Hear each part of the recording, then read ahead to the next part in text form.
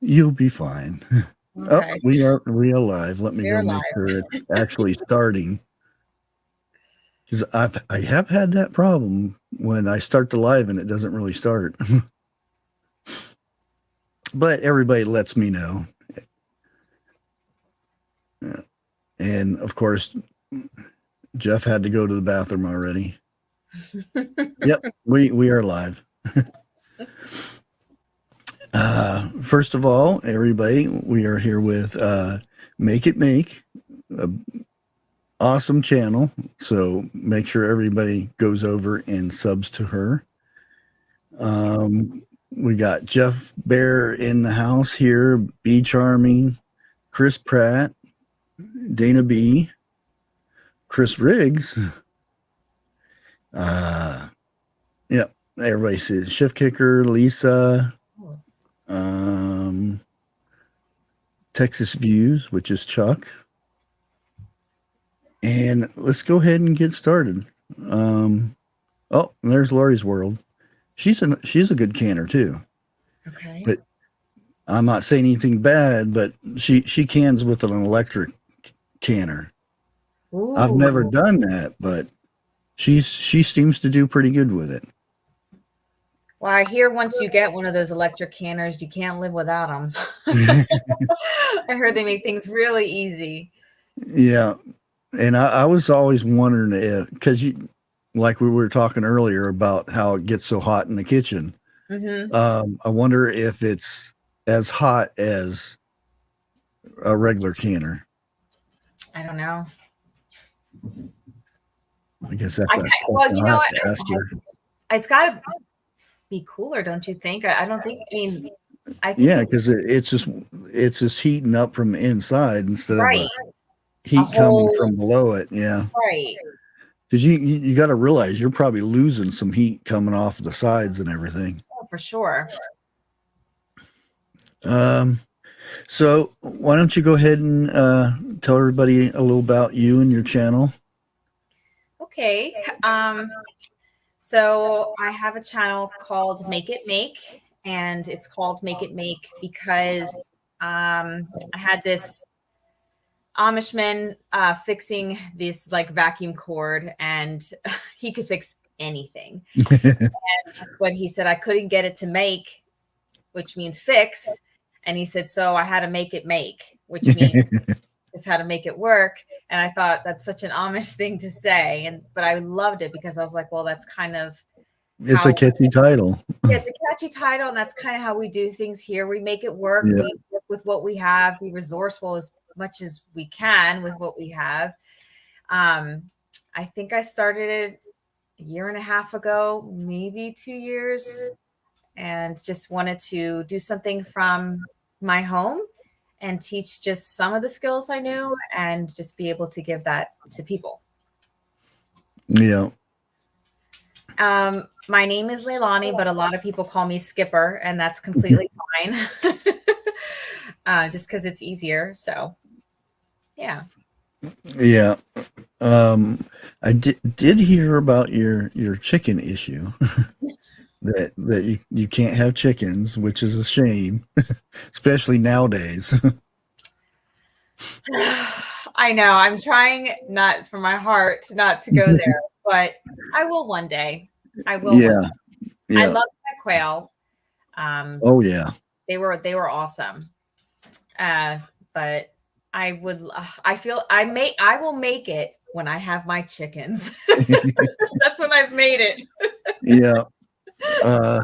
And they're so entertaining. I could sit out there and watch chickens all day, just watch what they do, and it's just, I don't know, I'm weird or something, but it's entertaining to me. Oh, it's not weird. So we've hatched out chickens before for other people because I homeschool too. So we wanted to learn the whole circle of life and, what's it like to, candle them and see them grow. Oh, we were charting them, and we did the same thing with quail eggs, but it's harder to candle a quail egg.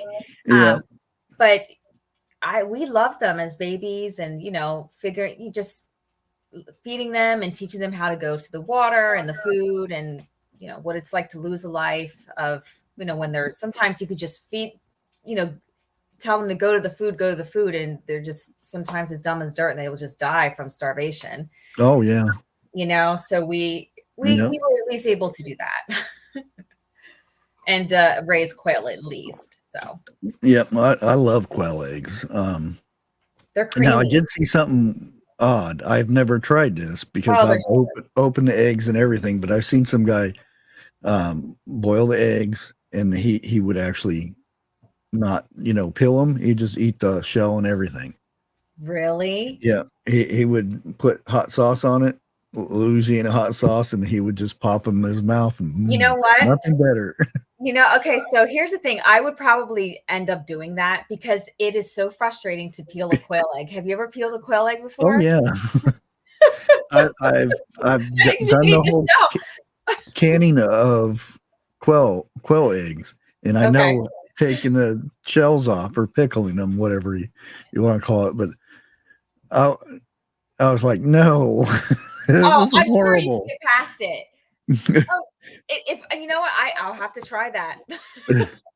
and I've seen that.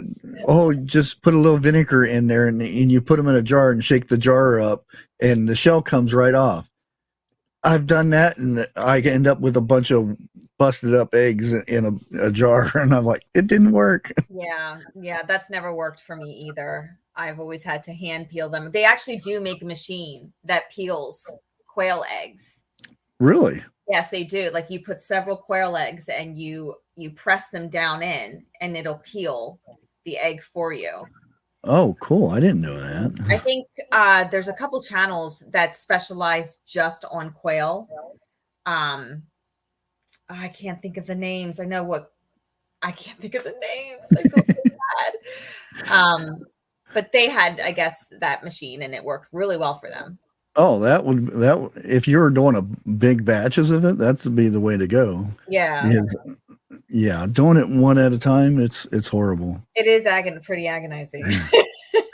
Well, I did find out if I put a bunch on the table or something and run my hand and do a batch at a time, and then peel the rest off, but still it's a pain. Yeah. And they lay so many. Mm-hmm. In a short amount of time. Yeah. Which is why we wanted them, because I wanted a bird. I wanted something there. Yeah. Yeah, so they're great. And tell me about your rabbits. So when we were breeding our rabbits, the purpose was to just see if we could raise meat rabbits for the purposes of consumption. Did I say that right? Consumption? Right. Yeah. I said that right.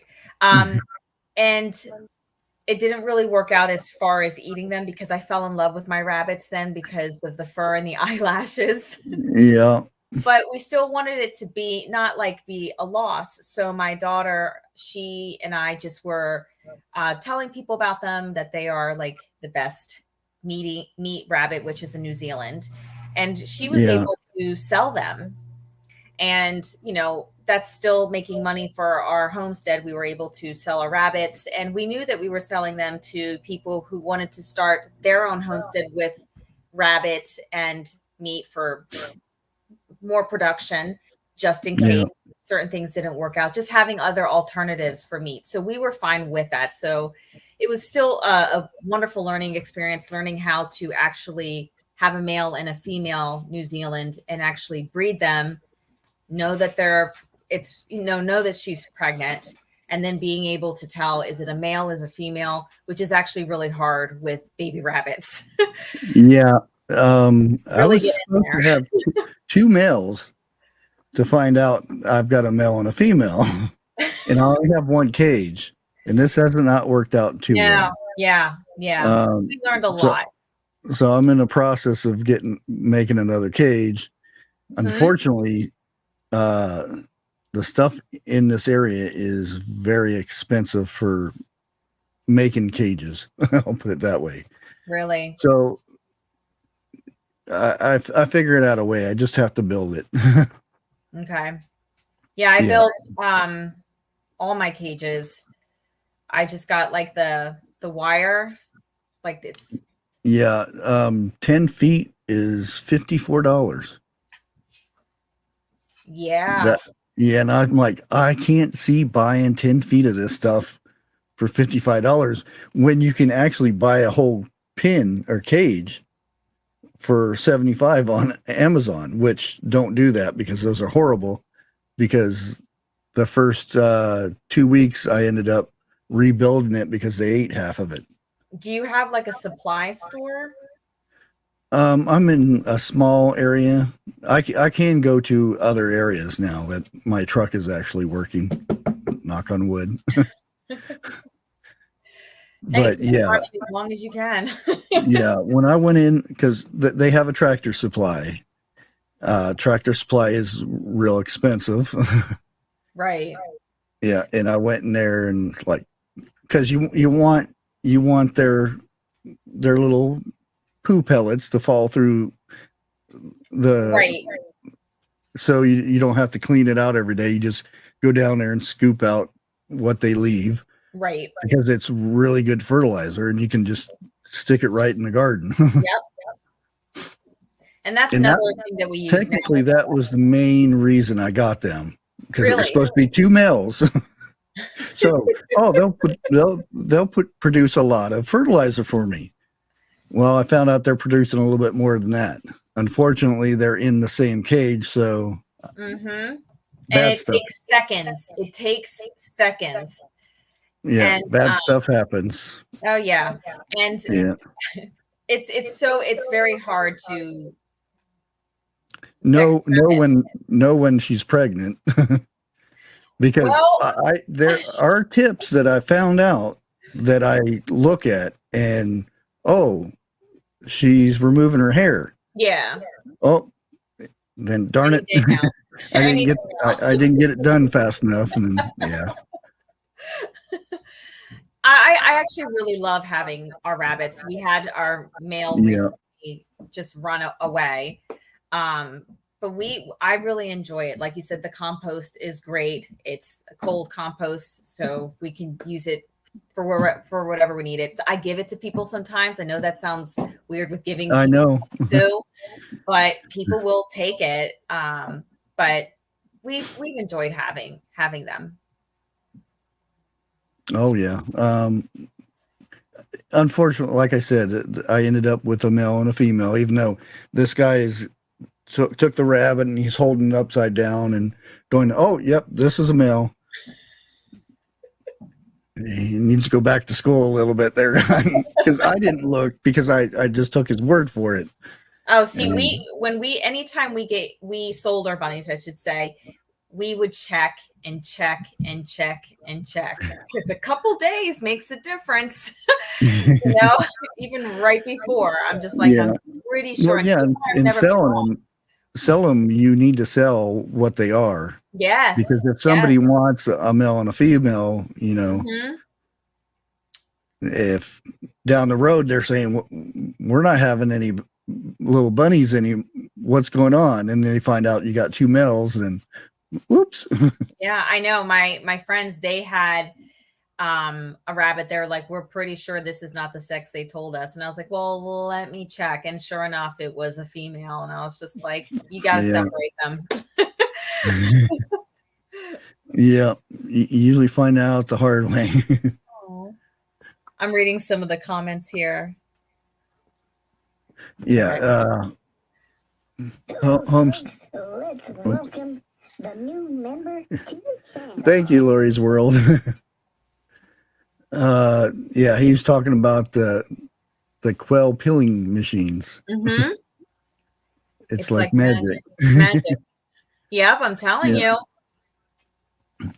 Okay, now, like I said, one of the biggest questions I get is, how do you start canning? Because a lot of people are scared of canning, because you know why. Yeah, because of the whole botulism thing. Right. Yeah.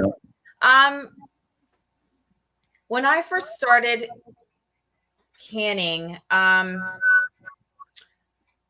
saw it through one of my Mennonite friends, and I asked her what it was. She told me it was canning. And then I just started reading and reading and reading about it. And the first book I got, I actually have it here, is I got the Ball Book of Home Preserving, the complete. I've got that somewhere. Okay. So this was the first book I ever bought for canning. Yeah. And I just read through it. And my friend, she taught me how to can. And when I go like this, it's just because I just said, just show me what you do. And we did there. We went and we canned, I think it was beets and tomatoes that we did. And then I was just sort of obsessed with it. But I would encourage you, if you're interested in canning and you want to learn how to can, if you've never done it before, then I do suggest this book, because this book, it explains things really easy. The verbiage is pretty simple. They've got great pictorials in there. There's a problem solver in here. There's Great recipes too. great recipes. There's also, let me just look through the book here. They talk about the altitude. Yeah. A produce purchase guide. So like if you're going to buy produce in bulk, they can tell you, roughly how many pounds will yield how many jars. Oh, that's that's very helpful. They really walk you through this is heavy on the water bath, real heavy on the water bath. There is pressure canning in here as well. And I think they do a pretty good job going over it. They have a good job in going over the tools, everything you need. And I mean, if most of the time when people come to me and they want to can it, again, you have to address the fear that comes with it. Go ahead and just check this out and trust the recipe. And I know people are like, well, these are trusted recipes because they've been tested by the USDA. I think as you start to evolve in your canning, in your journey, you will start to develop confidence in your experience. And then that might venture you off into other branches for other questions and other ways to can things. Yeah. And I did get in conversations about a few people, me and Jeff and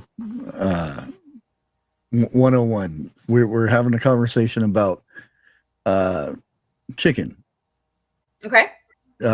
Canning chicken, and they said you have to cook it first to make sure.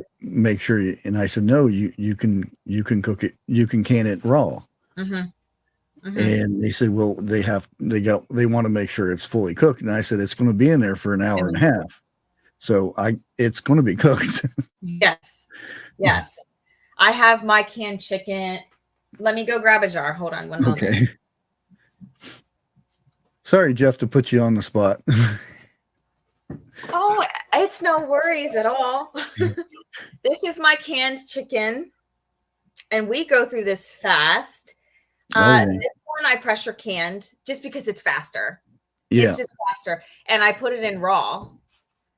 And it's basically chicken that you would get a can at the store.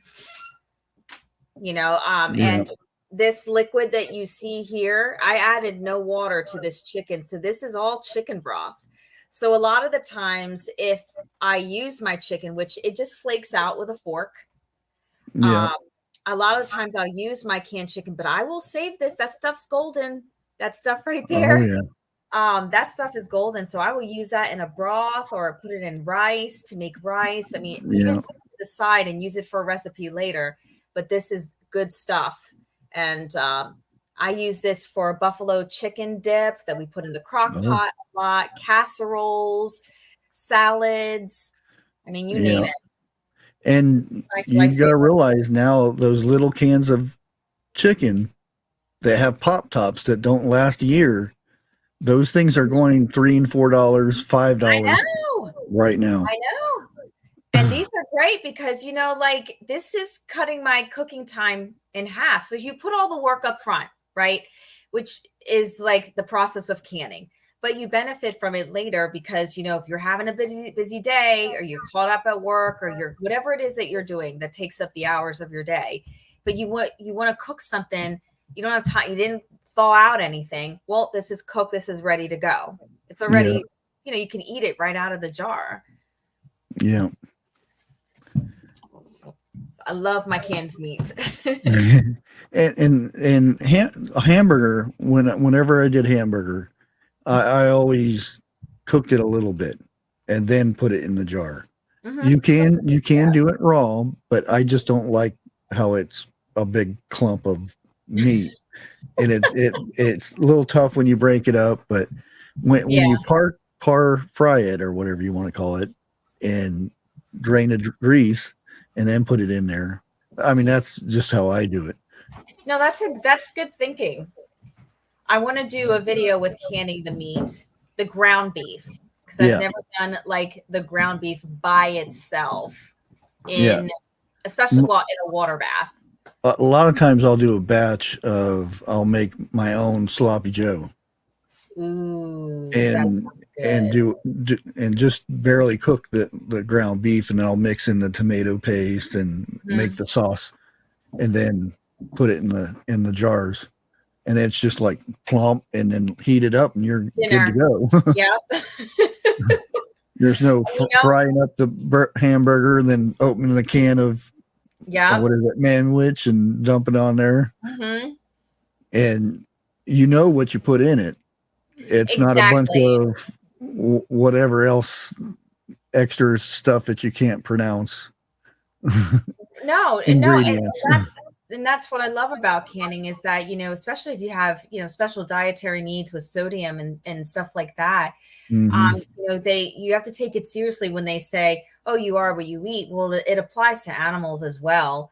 I mean, for this batch, I just got a good deal of chicken, so I'm sure it wasn't like the best chicken, but the other chicken I have in my freezer came from a farmer, and I know that that's the best meat out there. So I can can that. I mean, you have that choice to have that type of control over your food, which is great.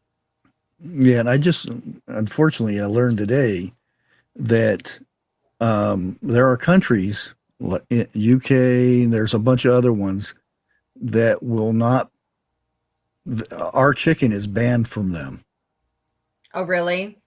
I'm sure. I'm not gonna say why, because it may freak people out, but they wash we wash our chicken in something so people don't get sick, but the stuff they wash yes, I'm saying wash. No, I have members of my family that say wash. I'm serious. I'm not kidding you. They say wash, so it's actually like comforting to me. Well, I get picked on because I say it that way. My husband's side of the family, they're from Johnstown, so I don't know if that's like a Johnstown thing. They say wash. Oh, Ohio? No. Oh.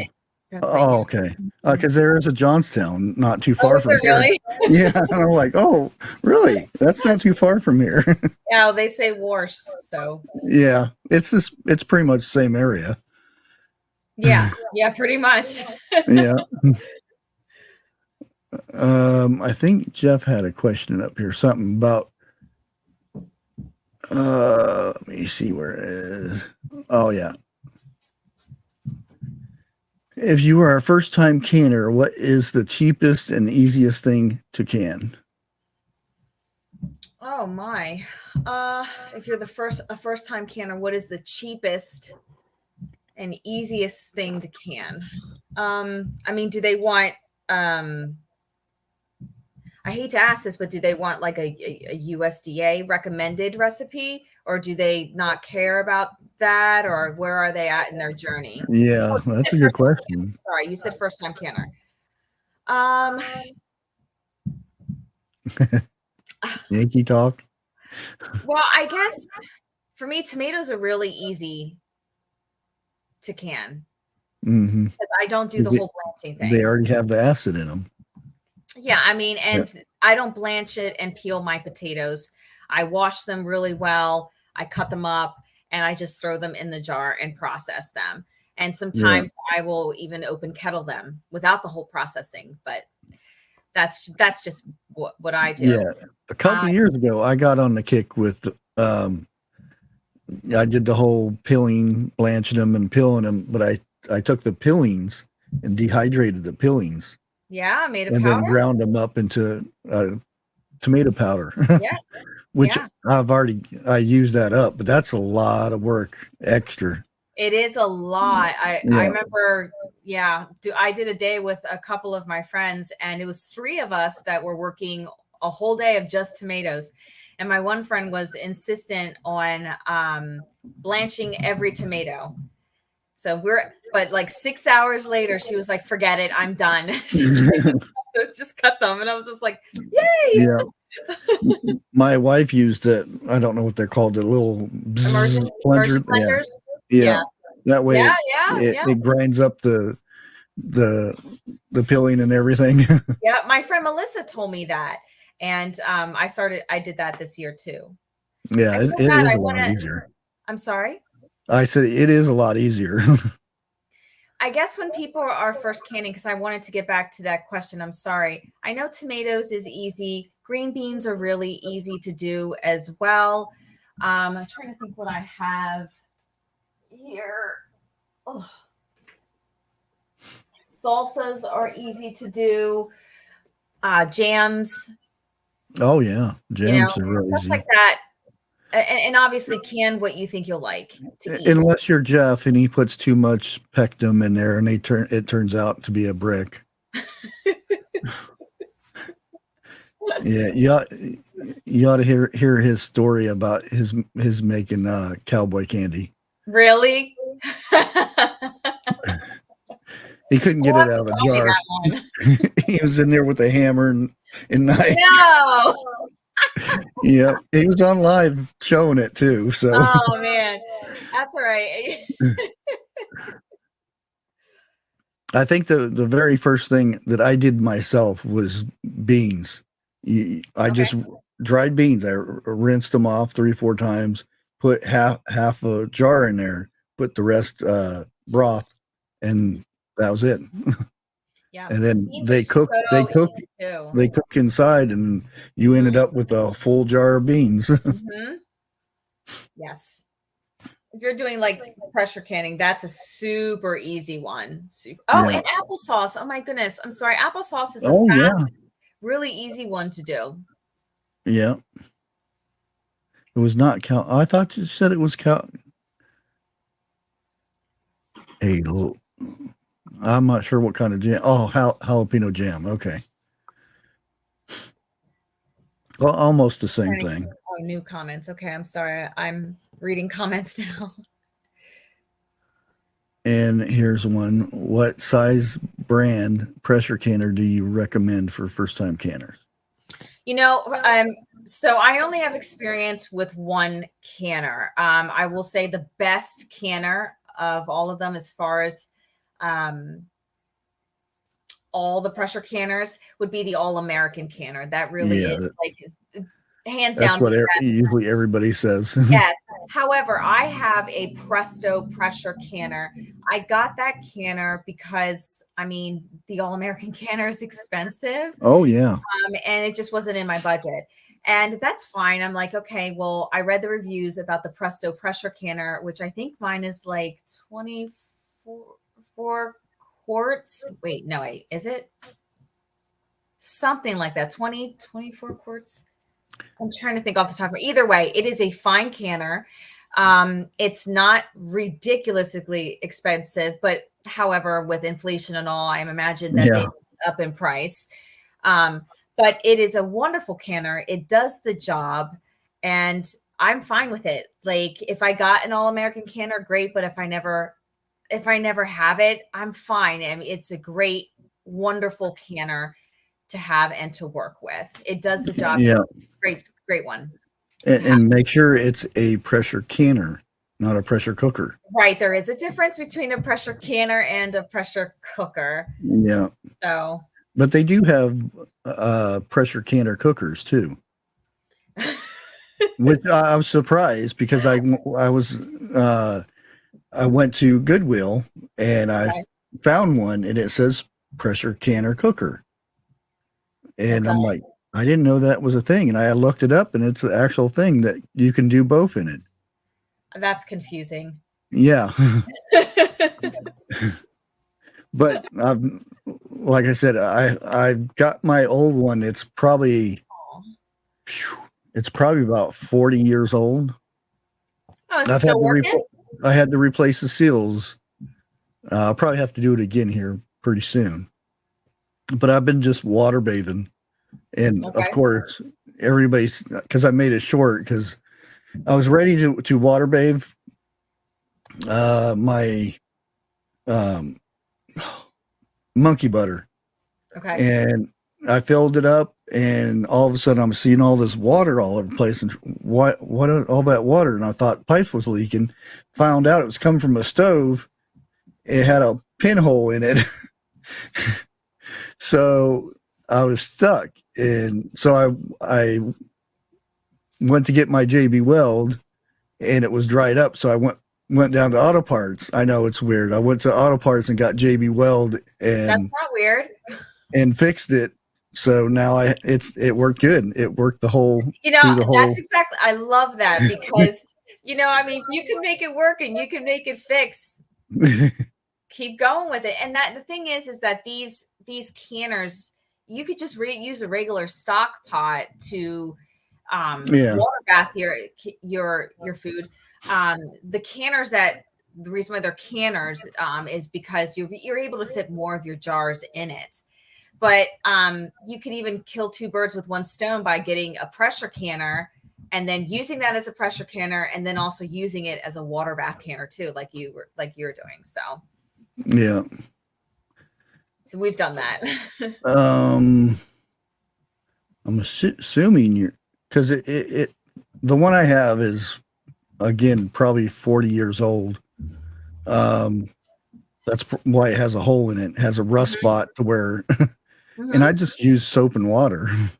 Yeah, regular soap and water for it. Yep, making it work. One less thing you have to buy, and you can fix it. Yeah, yeah. Life goal to all American. Yeah, they are expensive. They are expensive, but you know what? Like, as much as I would love to have one, I really don't need one because I have a good pressure canner. If my pressure canner were to kick the bucket, then I might think of going down that route. But I don't. I want to see how the Cadillac drives. Yeah, exactly. Let's see here. Thought there was another question up here somewhere. Yeah, I don't know about Instapot. I've seen people do it in Instapot, but I don't know if they're actually made for that.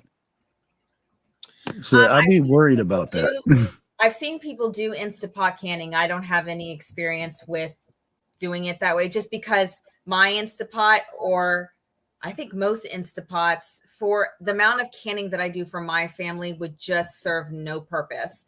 I can in really big batches. I would only maybe be able to do a couple. So that's why I've never really tapped into it. But I believe that it has been done. And I already know the answer to this, but I'll let you answer this. Because I know that you're going for some different lids. Okay, so the question is, can you use the same jars? Yes.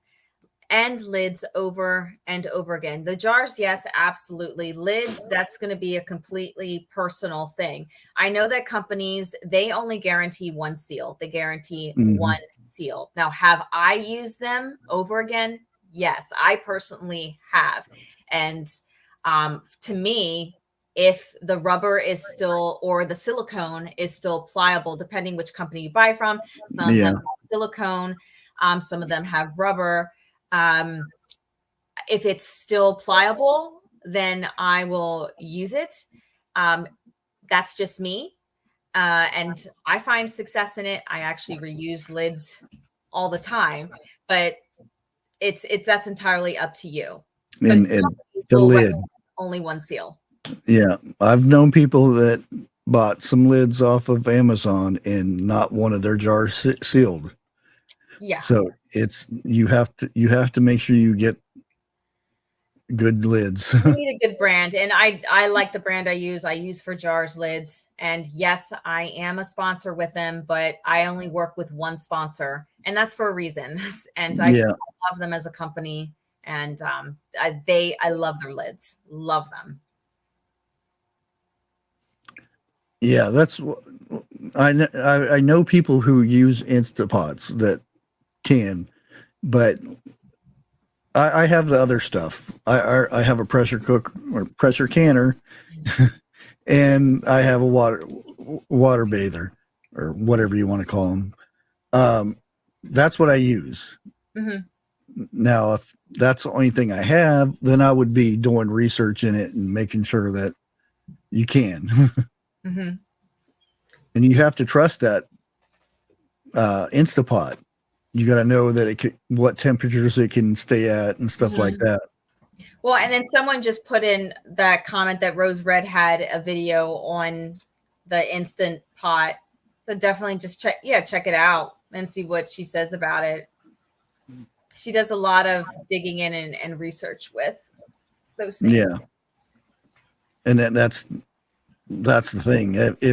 If somebody does the research on it and they, like I said, knows the temperature, the pressure, because certain areas you need different types of pressure and whatnot in the canner or the Instapot rather.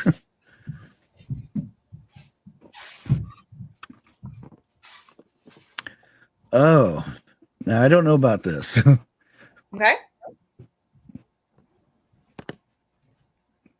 Oh, I thought he was talking about canning it. Oh. The only one, I'm not saying anything against you, Jeff, because I've never seen your squash, but only one I've ever seen make or can squash good was the Vineyard Chicks.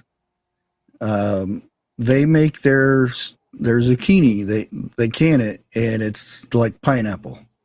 It's like taking a piece of pineapple out and eating it. Really? Yeah, and they put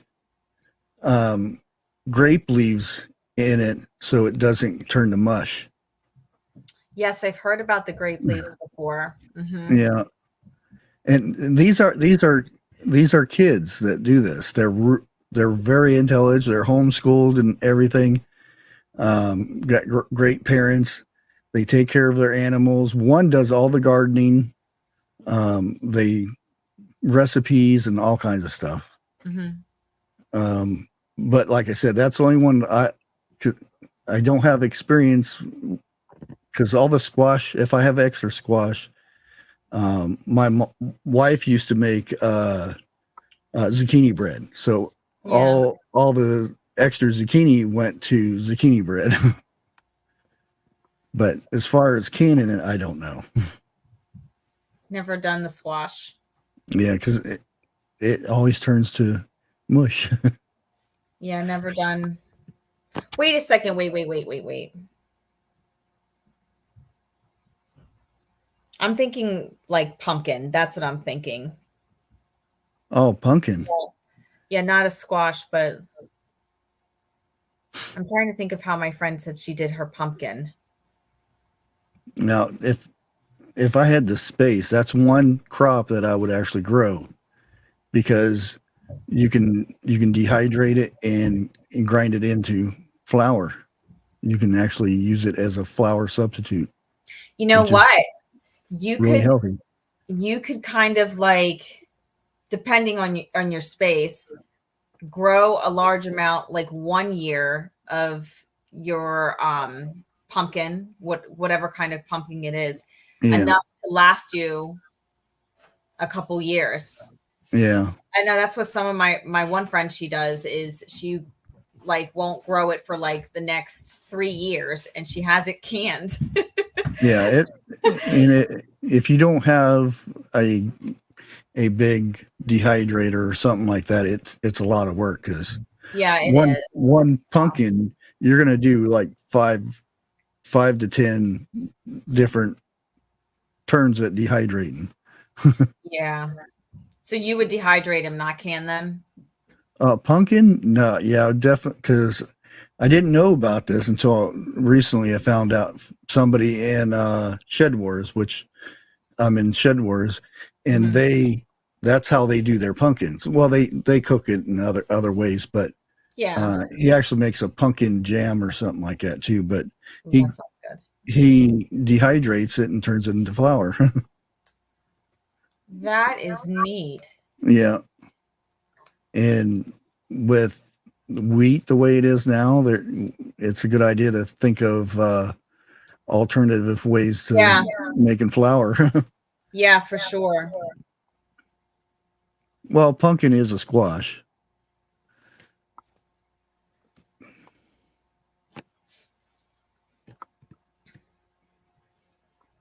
I would like to get both pressure canner and pressure cooker that you use. Yeah.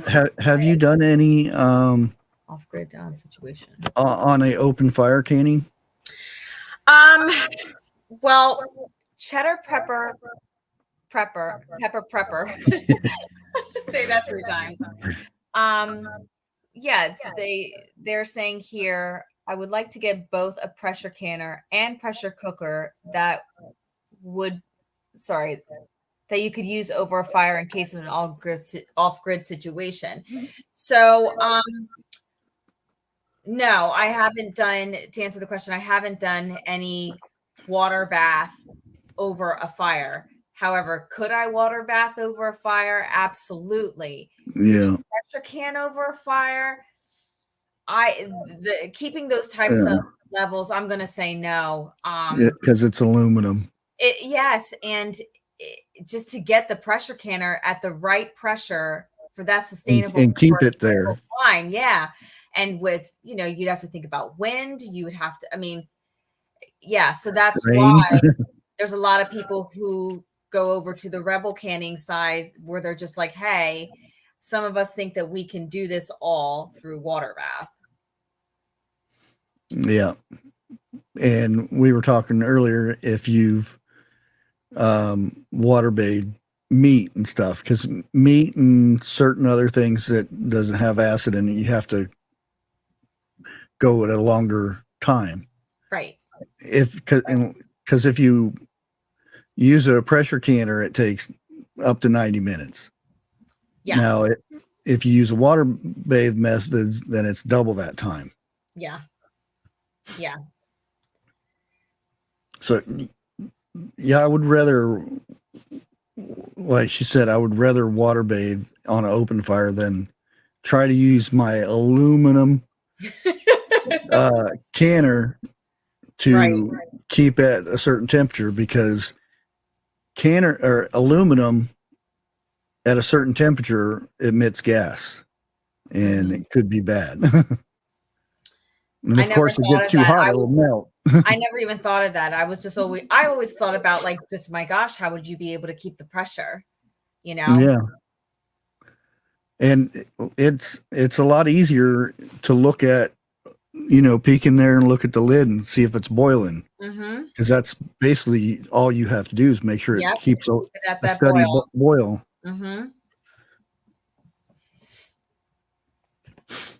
Are there any other questions? Let's see. Yeah. I think Jeff's having trouble with his voice to chat. Yeah, if you guys have any questions, ask away. We've got an expert up here, and I'm not me, her. I'll do my best.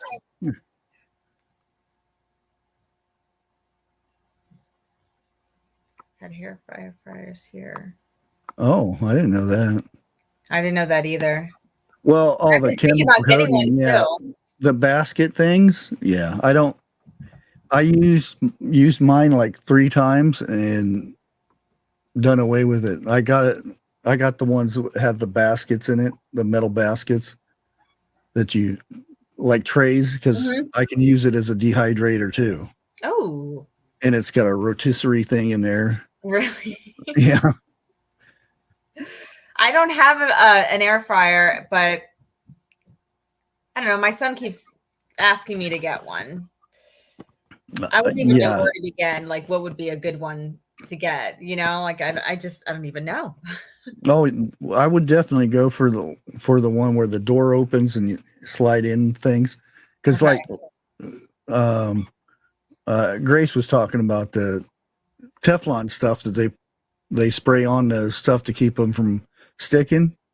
That's a bad chemical. Seems like everything. Yeah, there you go. How do you can cucamelons? Cucamelons. Okay, are those little grape-looking things that look like a watermelon, like mini watermelons? No, those are the things that Jeff brings in from out in his garden. Says it's a cucumber that doesn't have seeds, and we were looking at it and said, Jeff, that's a watermelon. Wait a second. I'm gonna Google this real quick. So we came up with the cucamelon for Jeff. Yeah, this is what I'm talking about. I'm telling you, look. Yeah, we did find out that there are little cucumbers that look like melons, but his was actually a cucumber. Yeah, but his was actually a watermelon, but it wasn't big. It was kind of oval looking, and we were looking at it, and it says, "Wait a minute, that's a watermelon." Those? Yeah, no, his was just a watermelon that wasn't big. His was just a watermelon. Okay, because there actually is something called cucamelons. Yeah, and I was actually thinking about growing some this year, just to right, just to see how they turn out. Yeah, have a cucamelon salad. You know, I wonder how they taste. Okay, so to answer the question, I have no idea because I've never even grown them, and I've only heard of them in the last 2 years. So I would really like to try them. Honestly, I just want to grow them because I think they're cute. I think they're Yeah. I mean, think of the pickles. I don't know if you can make pickles out of them, but I don't know. They're really cool looking pickles. I know. Someone says they have the Ninja air fryer. Okay, I'll have to check that out. Oh, what are my favorite things to can? I love canning my potatoes. I love canning meat. It's just because it's so simple and just very quick and easy. And it just benefits me so much, especially with meals, because we are a heavy meat eating family here. At least my husband and my son are like, they cannot have a meal without meat. I love my jams and my jellies, tomatoes. Oh, there's just so many things. I don't know if I could narrow it down to one, but I have a lot of things that my evaporated milk that I've recently canned. Now, is that the Rebel side? Yes, that is the Rebel side. I'm sorry, but yes, that is a complete non-USDA thing, but that is slowly becoming one of my favorite things that I have canned. Well, I'll let you explain the Rebel canning. Okay, so that way everybody knows what we're talking about. Okay, I'm sorry. Oh, that's fine. So Rebel canning basically is you're going against USDA regulations. So basically what you would have, what's recommended by the National Center of Home Food Preservation, the USDA, they have tested recipes that are considered safe because they've tested them. So, and if you do anything that's steps outside of that, it's considered rebellious, like a rebel canning way of doing things. However, I really, and this is my personal opinion, I have to say it every single time I talk about it. For me, I've grown up in Pennsylvania, so I say it all the time. you know, the women here, the culture here doesn't really go by a ton of the USDA regulations. They've been doing it for years, and it's been passed down from generation Passed to down, generation. yeah. So, like, to me, and even when you talk to people who are in Europe, people who are in Germany, people, you know, in Ukraine, it's not a thing to them because, I mean, we know that their regulations are completely different than what America has for Yeah. our food. So, when I say a rebel canning method, it's because it's not considered safe by the USDA. But I do want to point out, you know, that for me and for the generations that have been doing it, it's been something that's been successful for them. It's been successful for me. But I never want to encourage people to do something that they don't feel safe in their kitchen. That's why I say do your own research. Look at this stuff yourself. Look at the amount of people that have actually had botulism due to canning, not to other things, but canning it. They get botulism from stuff in the store. Oh yeah. Oh, for sure. Yeah, for sure. So definitely make sure that you're doing your own research with that. And I hate calling it rebel canning because I think it's the original canning. It really was the original way it started. It seems so illegal. Yeah, it does. It seems like you're doing something so wrong. And there's a lot of people who have very strong opinions about it, and that's fine. That's completely fine. But the fact is that those two things are out there. Yeah. And Jeff's comment there. Have you tried his apple butter recipe he sent you? I haven't. I'm still trying to get through my butter here. We're almost done with it, actually. My kids go through spurts, and then once it's gone, we'll do that. But yes, I will try it. Yeah, I was going to do, because I don't have apples or apple trees or anything, but I was waiting for the sales and farmers market, but our farmers market just kind of went to arts and craft.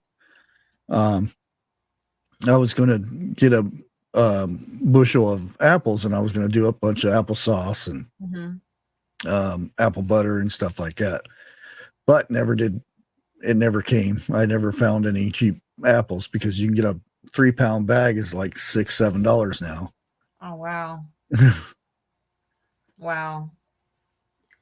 And some years I want to encourage people that there are some years, like, please don't feel like you have to grow every single thing and then can it. I mean, I would love to have a canning garden for sure. But if you have the means to be able to buy from other farmers, you're able to support that farmer and their business. And it's okay if you buy in bulk from them. Like, it's okay if you don't garden, is what I'm trying to say. Like, you could still put up really good food. I think every year I do the calling around, who has this, who has what at what, you know, and sometimes I go to the market really late because by that time they're selling everything for $2 to $3 because it's the end of the day and they just want to get rid of it. Yeah. So. Robert, go ahead and post her link. You're allowed to. Well, thank you. Do they still make powdered milk? Yeah, they still make powdered milk. Yeah, they still do make powdered milk.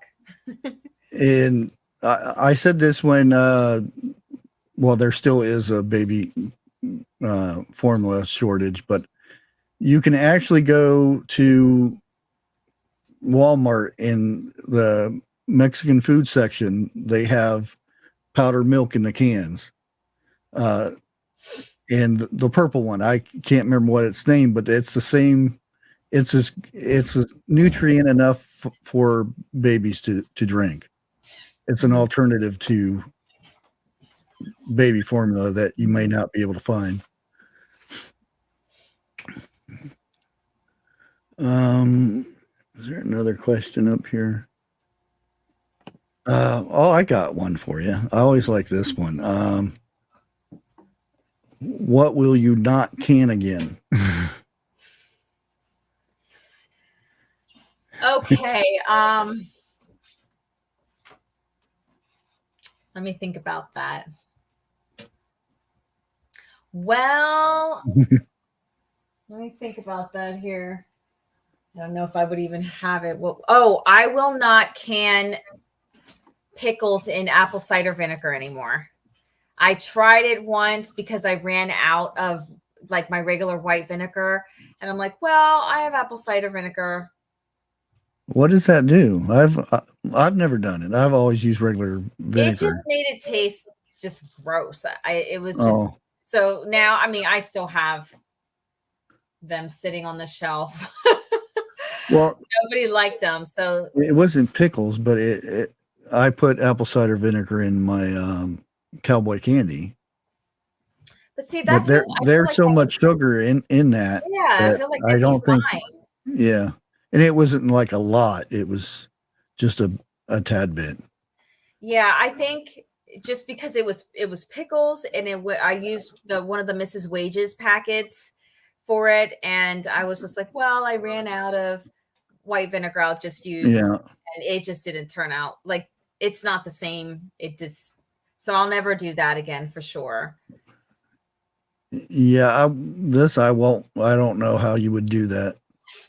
But maybe you know how to make your own powdered milk. Unfortunately, I don't. Yeah. I would you use a freeze dryer for that? I would think, yeah, you'd have to use a freeze dryer because I would I don't know. You might use a dehydrator, but I don't. I think that would take a long time. I would think you would use a freeze dryer for that one. Yeah, I'm almost certain you would. I don't have a freeze dryer. That I would love. Oh yeah. Somebody sent me some apples and bananas and strawberries. Oh, so good.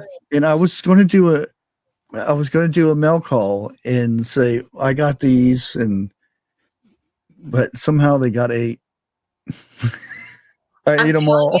I went to a convention and they had apples, they had the strawberries there. They also had like the dehydrated Skittles. They had dehydrated candy there.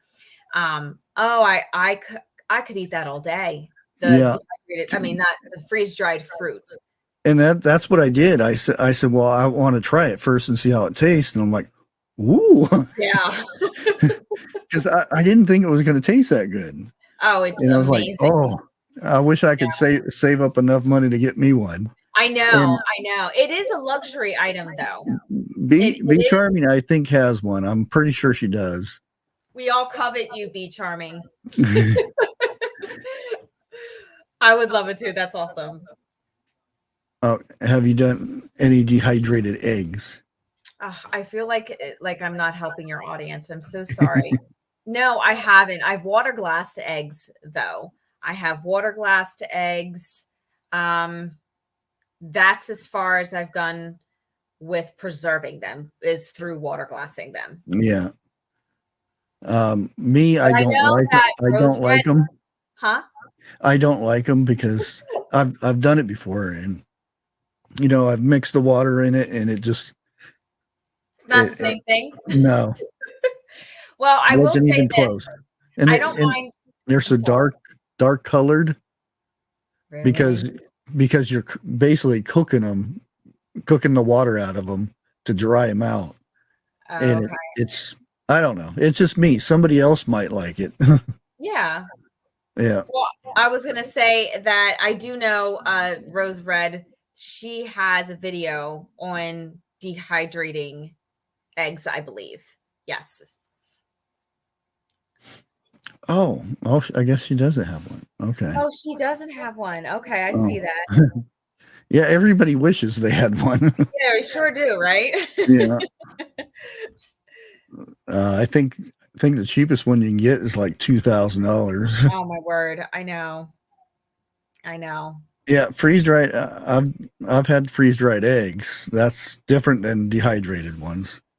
Well, Lori's World said freeze dried eggs are fantastic. Yeah, I bet they are, though. I bet they are. Freeze dried everything. Freeze dried ice cream. Have you ever had that? I've had the stuff that the astronauts take Astronaut up food. with them. Yeah, and it was freeze dried, but it was really good. It is good. Yeah, it's too much like candy. Yeah, I know, but so good. Oh yeah, and you can actually because dehydrated stuff you can't really smell it. Mhm. You can get a hint of it, but if you open up freeze dried, ooh, you can smell it.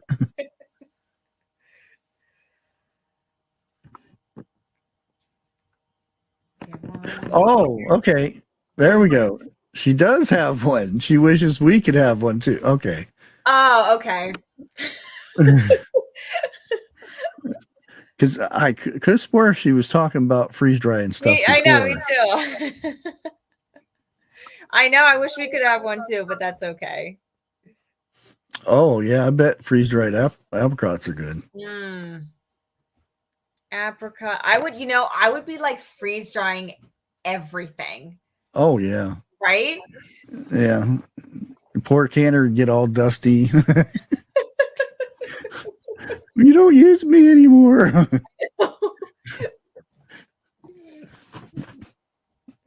Yeah, I think the first thing I would do would do some hamburger and chicken and yeah. fruit, of course. Oh yeah.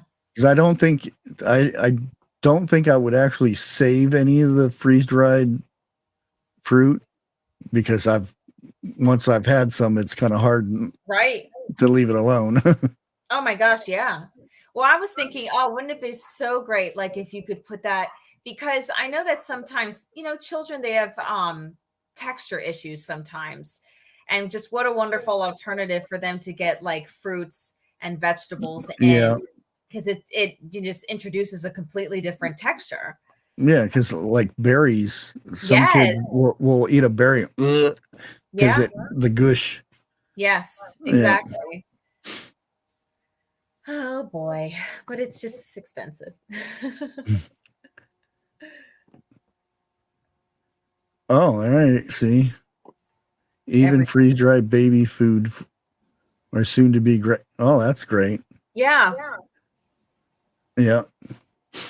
Yeah, I mean, you can imagine you could make little dollops of like baby food treats in a freeze dryer. Like you could pipe little dollops out of something. Because they so I don't know if you know what I mean. Does anybody know in the comments know kind of what I mean? Yeah, just take a spoonful and plop it down, and like something like that, and like make it like maybe do the banana and strawberry dollops and cream it up, and like have it in a cream, and then kind of pop them out. Yeah. And then hydrate little dollops so they could eat it like that, and it dissolves in their mouth, so it's good. Look at us. See, we just need a freeze dryer. Don't have a freeze dryer, but we're talking about how we do it. Yeah, and the stuff is so expensive for the cans of stuff. I look for the clearance stuff for like the I've got some butter, the freeze dried butter and stuff like that.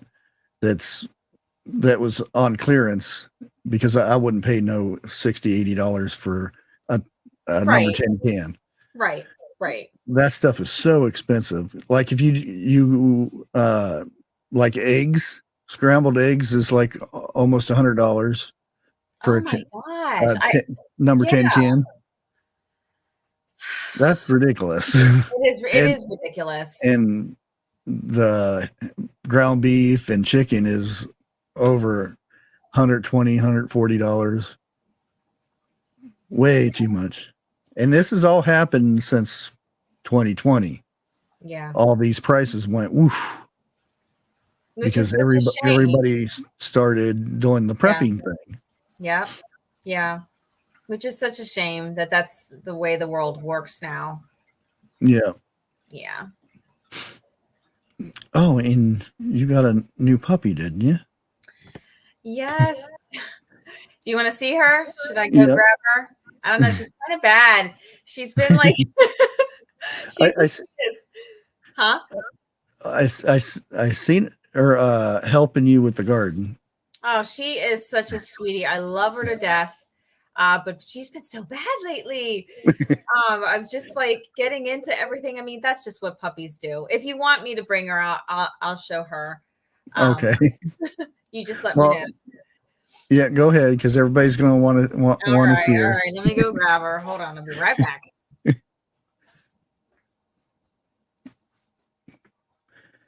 Granny used to freeze dry with screens on a picnic table. Freeze dry? You mean dehydrate, Lisa? Freeze dry it freezes it to preserve it. Flash freezes, I guess you would call it.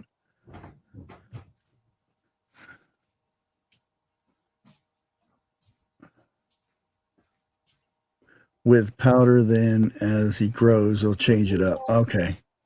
Oh. She's got her bone. Yeah. Do not be fooled by this cuteness. She has been a little terror, but my gosh, I love her so much. Uh-oh. Oh. Here you go. She is so sweet. Yeah, another guy we go live with at around 9 o'clock. He just got a puppy. Oh yeah. Yeah, and he named it Casey. I love animals. Oh yeah. But you know, it's funny. I've forgotten again. Like I said in my videos, how much responsibility it is to have puppies. Oh yeah. I tell my husband, like, why did we get a puppy again? Everything was so good. Like, and it's okay. We're just working with potty training and it's going a lot better, right? You are doing so good. So, do we have any other questions? I don't know. Oh, cuteness intensifies. She's a good girl, right? And about your garden, how are you going to anything new that you're going to plant this year? I know. I was just talking to my cousin about that. We ask each other every year, what are you going to plant? What are you going to plant? And I just don't know. I don't know if I'll honestly really have time for a garden this year. I do always plant something in like my 10-gallon baskets. I try to plant something there. I don't think I'll be rototilling a garden this year again. So the thing is that I know that I can buy a lot of my produce from the Amish just because where I'm at, it's like the mecca of fresh produce and stuff like that. So I used to be here because it used to be here because like, not even 10 miles. There's a whole large Amish community. It's just right down the road. Mm-hmm. And they used to come here to sell their produce every Friday. And last year it's been arts and craft. There has been no produce or anything. Mm-hmm. I used to buy my eggs there off an Amish lady, and at that time it was $2 a dozen, really good eggs. And then she told me that she's not selling eggs anymore because they're keeping them from themselves. They're going to can them and whatever. Okay. So I don't know if everybody is just stockpiling all their food and stuff and not bringing it in or what. That you just remind me. I did can eggs. You just reminded me. I'm sorry. I actually did 2 videos on me canning eggs. I just didn't think about it at the point. So I preserved my eggs by water glassing and I canned my eggs. So I want to set the record straight. But yeah, like with the gardening, I just think I'll plant in my my fabric pots this year, a couple of things, maybe some tomatoes, maybe some peppers, peas I might grow on the line that the fencing that I have, like my I have a set up trellis out there, but not like a whole garden thing because I'll be able to buy it. And what you were talking about on your, I think it was the last video, you're like, what do I do now? Because you've done so much. Yeah. But it's kind of funny though, because some of the stuff that, well, I've had issues with YouTube. We'll put it that way. I actually had to delete like over 250 of my videos.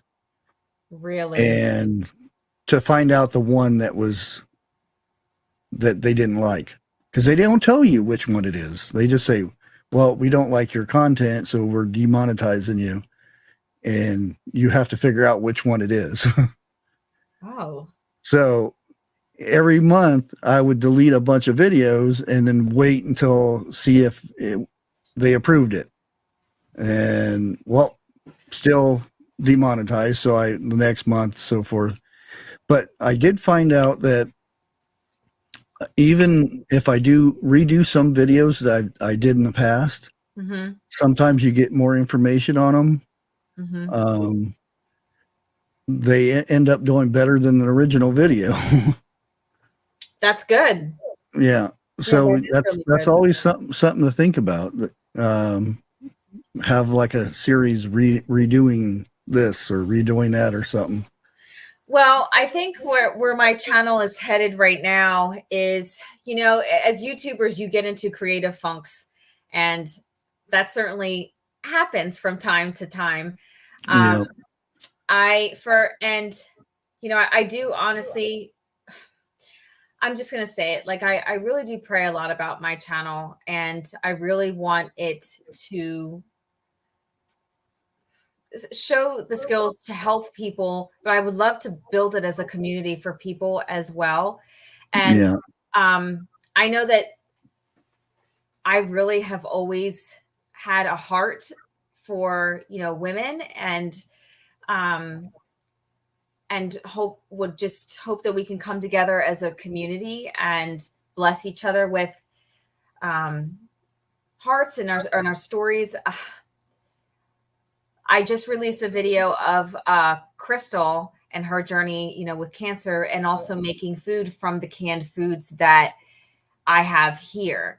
Yeah. And I don't know, I figured why not talk about that and kind of make a network of women kind of coming together. Yeah. Collaborations are really good. Well, it's more of like her story.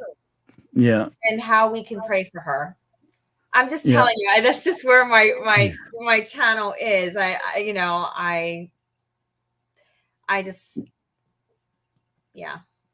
Yeah, well, when I say collaborations, you can get people to talk about their life experiences of canning and stuff like that, and how you help people out and this and that. Because a lot of times, a lot of people do these videos and they just blurt out, do this and do that, and there's nothing in it. There's no. Yes, like I want there to be depth. I want the videos to be able to help the women that watch, and the men that watch. I want it to be able to help the story to be able to impact people, and then for us not just to be a creator, but just be a community of people coming together and loving what the channel's about. And to me, I've always said I give my channel to the Lord. I pray about it. It's not gonna be perfect, believe me, but it can't just be all about like me. I don't want that. Yeah. Well, that kind of is what makes your channel, though, the way you do your videos and stuff. It's part of you. Thank you. Okay, I don't see any more questions, so I'll go ahead and we kind of skipped over that part, but what you have planned for your channel before we go? Is that the question? No. No. To end the show, like what do you have planned in the future for your channel, like projects and things like that? Well, I just started the series of, you know what, this is terrible. I just put out the series and I forgot the name of it. Let me just look at this real quick. Yes, Meals for the Soul. And that's with me introducing women, their story, and cooking a meal for them and getting that woman's story of where they're at in their life. Because when you bring a meal to someone, you're blessing them, you're thinking of them. They're usually going through something. And even if they're not, if they're just busy, a busy family that just needs a meal, it's one less thing that they have to worry about. They don't have to worry about coming home from work. And there you go. Here's supper. And then telling that family's story and just trying to bless other people with, you know, clean content and other people out there who just to make it, bring people together and say, hey, how can we pray for you? And just tell their story. I know I sound like a broken record, but so that's coming up. I'd like to do more of those. If I could get more pantry tours, I'd like to do that. I do have something that's possibly coming up, but I can't really talk about it yet because I have to establish certain relationships first. And that stuff just takes time. Yeah. Okay. There's Jeff. How do you do a meal in a jar? How do I do a meal in a jar? Well, I usually take a meat, a starch, and a vegetable and pick one of them and put them all together. That's usually what I do. MREs for short, I guess. That's what, you know. Yeah, but healthier. Oh, yeah. My son's in the Army and he hates MREs. These would be better though if they're Anytime I say anything about MREs, and I did a video with him. I told him, I said, I want you to show people how you do a MRE, how you eat it. And he says, I don't want to eat it. And I said, well, just fix it and then I'll eat it, which I didn't eat it because it was gross, but he went ahead and did it. It was kind of a flop because he tore the bag and water went everywhere, but it was still a fun video. Hey, if you're really hungry though, you'd eat it, you know? Oh yeah. Yeah. Yeah. And that's why I have them. And because I have one in each of our bug out bags. That way, if we are out somewhere and need something to eat, it's light and easy to fix.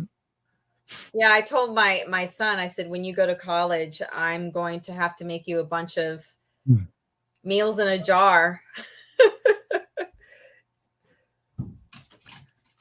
Hey, Ginger Ninja.